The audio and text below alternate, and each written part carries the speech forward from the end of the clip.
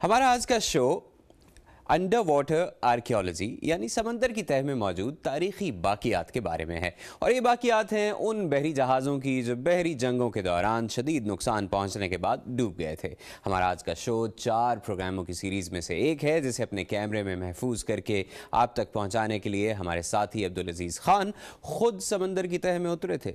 इस सीरीज़ की सबसे पहली रिपोर्ट में वो आपको ले जा रहे हैं अमरीकी खाना जंगी के दौरान डूबने वाले एक बहरी जहाज़ की तलाश में।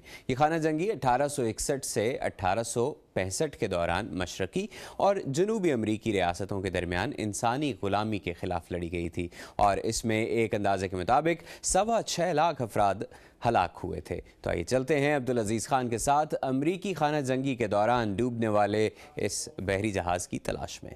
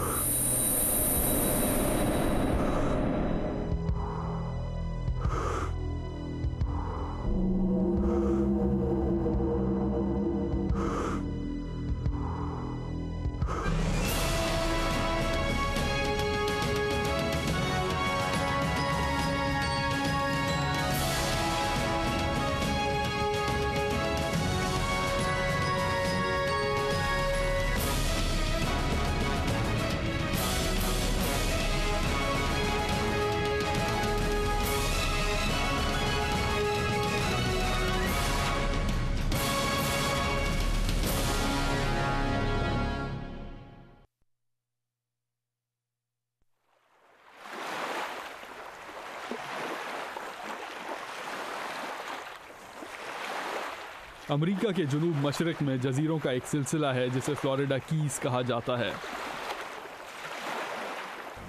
आज फ्लोरिडा कीज के ही एक जजीरे की लार्गो से हमारा सफ़र शुरू हो रहा है। हमें चंद ही दिनों पहले ये इत्तला मिली कि की लार्गो के इस जजीरे से चंद ही मील दूर समंदर की गहराइयों में एक बहुत पुराने डूबे हुए जहाज़ के आसार मिले हैं। इस जहाज़ के ज़ेरे समंदर मलबे में से एक पुराने ज़माने की लालटेन निकाली गई। इससे ये मालूम होता है कि ये अमेरिकन सिविल वॉर का जहाज़ है। इसी जहाज़ की तलाश में हम आज रवाना हो रहे हैं।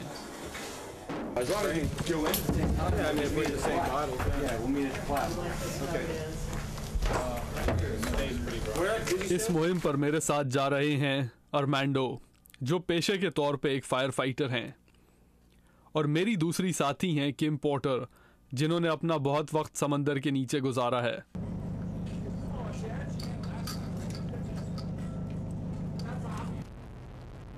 इस कदीम जहाज़ का नाम हमें नहीं मालूम, मगर क्योंकि आम तासुर यही है कि ये सिविल वॉर का जहाज़ है, इस वजह से फ्लोरिडा कीज के रहने वाले इसे सिविल वॉर रेक के नाम से याद रखे हुए हैं। अमेरिकन सिविल वॉर अमेरिका की तारीख का एक बहुत अहम बाब है। नस्ली बराबरी और ज़ात के हवाले से अमेरिका के मौजूदा तसव्वुरात की तामीर में इस जंग ने एक बहुत अहम किरदार अदा किया। अमेरिका में 18वीं सदी का दौर ग़ुलामी का दौर था। ये वो दौर था जिसमें अफ्रीकी नस्ल के बाशिंदों को अफ्रीका से ग़ुलाम बनाकर समंदरी जहाज़ों के ज़रिए अमेरिका लाया जाता था। अमेरिकी सरज़मीन पर उतरने के बाद बुनियादी इंसानी हुकूक से महरूम ये अफ्रीकी ग़ुलाम मजदूरी पर लगा दिए जाते थे। मगर 18वीं सदी की दिहाई में ग़ुलामी के हवाले से अमेरिका में इंसानी नज़रियात में तब्दीली आनी शुरू हुई, और इस तब्दीली की इंसानी शक्ल अब्राहम लिंकन की शख्सियत थी। 1860 में ये अमेरिका के सदर बने और इंसानी बराबरी का जो तसव्वुर लेकर ये इलेक्शन जीते थे उसमें ग़ुलामी की कोई जगह न थी।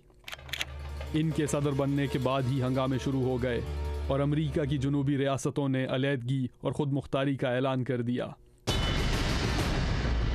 सदर्न स्टेट्स थी अमेरिका में, उसमें ज़्यादातर एग्रीकल्चर बेस्ड इकोनॉमी थी, और क्योंकि वो मैनुअल लेबर पे डिपेंडेंट थी, उस वक्त मैकेनाइज तो एग्रीकल्चर थी नहीं, तो वहाँ स्लेव्स से अफ्रीका से जो लाए गए थे वो ज़्यादा थे। और जबकि नॉर्दर्न स्टेट्स जो थी वो इंडस्ट्रियलाइज थी, तो इंडस्ट्रियलाइजेशन से एक कल्चर चेंज होता है, उससे एक सोसाइटी में इक्विटी आती है, उसमें स्लेवरी वगैरह की कोई गुंजाइश नहीं होती।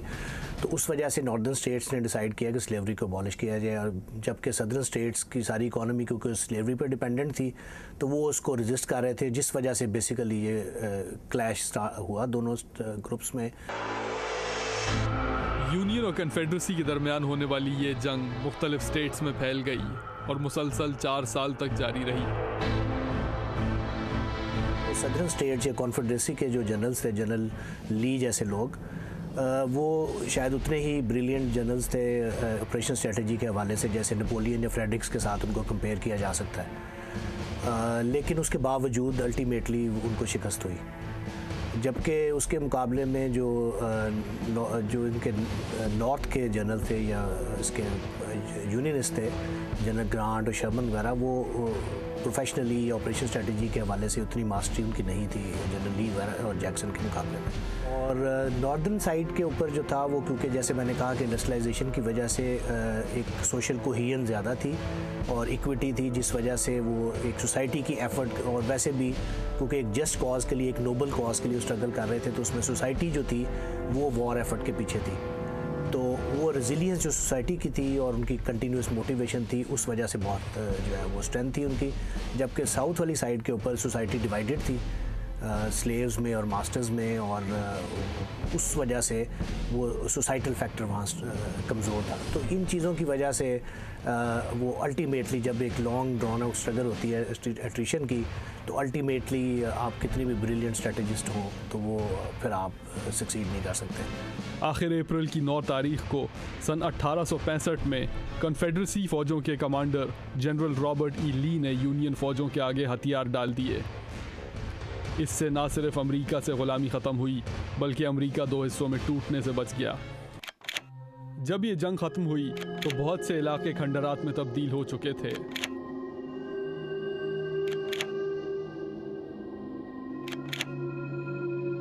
दोनों तरफ हलाक होने वाले फौजियों की तादाद तकरीबन 6,20,000 थी।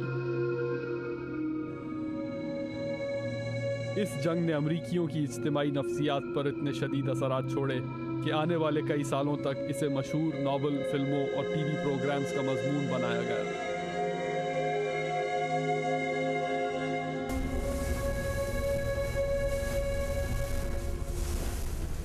क्या की लार्गो के करीब समंदर में पड़ा हुआ मलबा वाकई में किसी सिविल वॉर के जहाज़ का है? ये ख्याल मुझे बार बार सता रहा है। लहरों की वजह से कश्ती ने एक से दूसरी सिमत झूलना शुरू कर दिया है।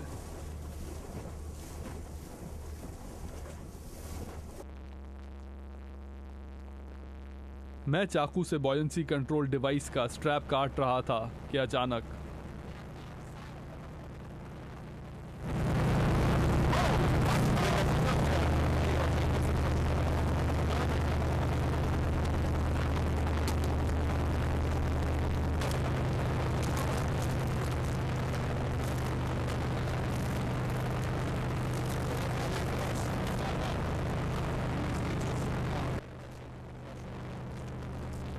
इस छोटे से हादसे के आगे चलकर हमारी मुहिम पर गहरे असरात होने थे,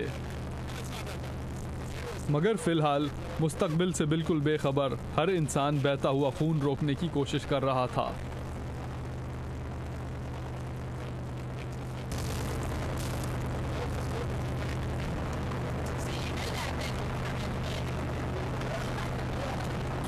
फ्लोरिडा के जिस समंदर में हम उतरने वाले हैं वहाँ मुख्तलिफ किस्म की शार्क मछलियाँ पाई जाती हैं। इनमें सबसे ख़तरनाक बुल शार्क है जो अक्सर इंसानों पर हमलों की वजह से जानी जाती है।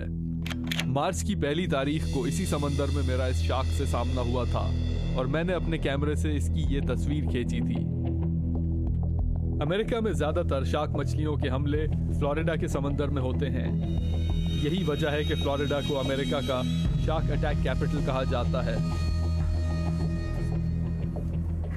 जख्मी हाथ के साथ इस समंदर में उतरना और ज़्यादा ख़तरनाक है क्योंकि शार्क मछली समंदर में 1 मील के फासले से खून सूंघ सकती है। इस समंदर में शार्क मछली वो वाहिद मछली नहीं जो इंसान पर हमला करने की सलाहियत रखती है। इसी समंदर में एक और मछली भी पाई जाती है जिसे बैराकूडा कहते हैं। आमतौर पर बैराकूडास 2 से 6 फुट लंबी होती हैं और इनके मुंह में शिकार मारने के लिए बहुत तेज़ दांत होते हैं। ये इंसान को ज़ख्मी करने की सलाहियत रखती हैं और इनके चंद हमले जानलेवा भी साबित हुए हैं। Duct tape on the boat? That's definitely going to stay on for more than about 5 minutes. It's coming out right now, so let's see how bad it is now. I could put a tourniquet around your neck.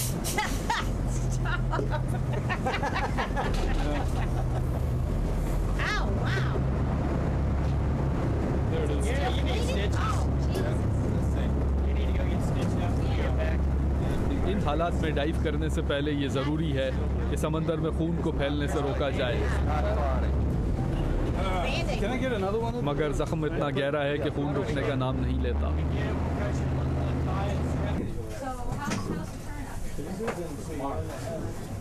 Put another one over the top.